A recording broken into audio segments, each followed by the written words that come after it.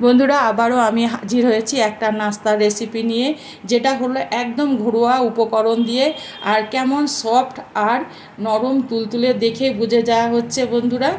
আর এটা হলো টক দই আর সুজি দিয়ে অসম্ভব টেস্টি একটা নাস্তার রেসিপি।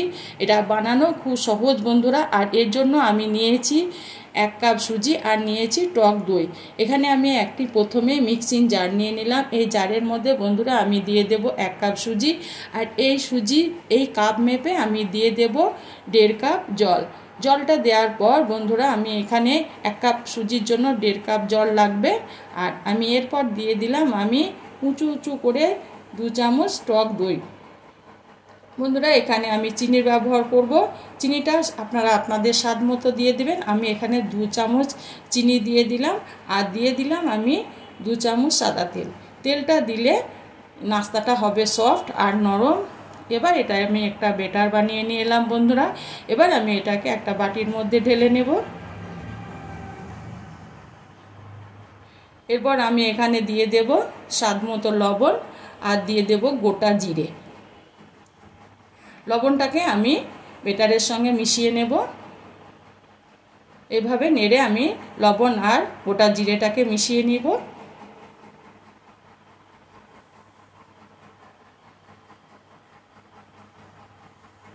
আমার লবণটা মিশে গেছে বন্ধুরা। এবার আমি এখানে দিয়ে দেব,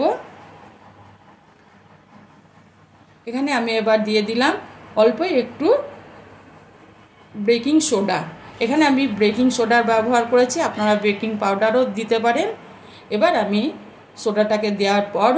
বেকিং সোডাটাকে দেওয়ার পর আমি আবারও ভালো করে মিশিয়ে নিলাম বেটারের সঙ্গে। এদিকে আমি 4টে বাটি রেডি করেছি বন্ধুরা। বাটির মধ্যে আমি অল্প অল্প করে তেল দিয়ে দিলাম। এবার বাটিগুলোকে আমি তেল ব্রাশ করে নেব।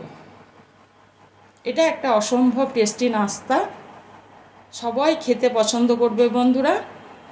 এবার তেল ব্রাশ করা ভালো করে আমি তেল ব্রাশ করে নিলাম।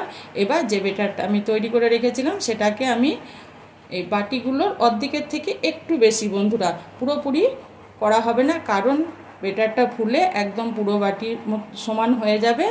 সেহেতু অর্ধেক থেকে একটু বেশি বেটার আমি একটা বাটিতে দিয়ে দিলাম।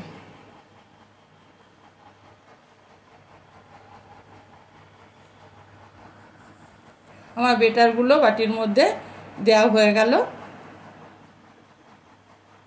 এবার বন্ধুরা এগুলোকে আমি রেখে দেব। অন্যদিকে গ্যাসের মধ্যে আমি একটা কড়াইয়ের মধ্যে কিছুটা জল গরম করতে দিয়েছি, আর একটা স্ট্যান্ড বসিয়ে দিয়েছি। স্ট্যান্ডের উপরে আমি একটা ঢাকনা বসিয়ে দিলাম। এবার যে বাটিগুলো আমি বেটার রেডি করে রেখেছিলাম সেগুলোকে আস্তে আস্তে বসিয়ে দিলাম। এবার বন্ধুরা এর উপরে আমি ছিটিয়ে দিলাম চিলি ফ্লেক্স। এটা গার্নিশ করার জন্য বা দেখতে সৌন্দর্য লাগার জন্য। আপনাদের ইচ্ছে হলে দিতেও পারেন, না দিতেও পারেন, কারণ বাচ্চাদের খাবার হলে না দেওয়াই ভালো। এভাবে আমি চিলি ফ্লেক্স দিয়ে দিলাম, আর অল্প একটু বিট লবণ উপরে ছিটিয়ে দিলাম। এটা দিলে নাস্তার রেসিপিটা দারুণ হয়, খেতে খুব ভালো লাগে, মিষ্টি মিষ্টি ঝাল ঝাল। এবার এটাকে ঢাকা দিয়ে আমি মিনিট 10-12 রান্না হতে দেব। আর ফুটোটাকে আমি একটা লবঙ্গ দিয়ে বন্ধ করে দিলাম। আর গ্যাসটা আমি মিডিয়ামে রেখেছিলাম। 10 মিনিট পর আমি ফিরে এলাম বন্ধুরা। দেখুন এগুলো ফুলে কেমন বড় বড় মোটা মোটা হয়ে গেছে। এবার এটাকে আমি গ্যাসটাকে বন্ধ করে দিলাম। ঠান্ডা করতে দিয়েছিলাম, আমার ঠান্ডা হয়ে গেছে বন্ধুরা। এবার দেখুন, আর গরম অবস্থায় এটাকে তুলতে যাবেন না বন্ধুরা, তাহলে হয়তো ভেঙে যাবে। আমি পুরোপুরি ঠান্ডা করে নিয়েছি, দিয়ে আমি এগুলোকে উঠিয়ে নেব বাটি থেকে। দেখুন বন্ধুরা কি সহজভাবে বাটিটা ছেড়ে দিচ্ছে।